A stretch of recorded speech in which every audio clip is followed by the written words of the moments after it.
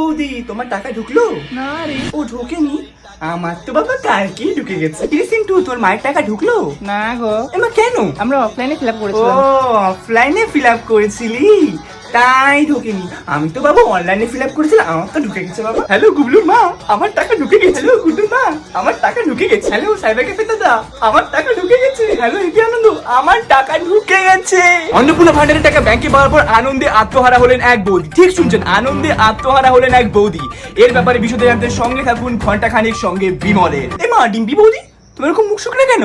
আরে এখনো ঢোকেনি টাকা। আচ্ছা এই ব্যাপার, ব্যাংকে একবার খোঁজ নিয়ে দেখেছো? আজকে সকালেই বাবুকে পাঠিয়েছিলাম দেখতে। দিয়ে কি বললো ওখানে? বলছে ঢোকেনি মা এখনো। আচ্ছা বাবু কই? দেখতে পাচ্ছি না তো ওকে। বাবু তো ব্যাংক থেকে এসে বন্ধুদের সঙ্গে দীঘায় বেরোলো। দীঘা বেরোলো? আচ্ছা কই তোমার ফোনটা দেখি। ফোন এনে এই তো তোমার টাকা ঢুকেছে। কি? এ দেখো কই, দেখি দেখি। বাহ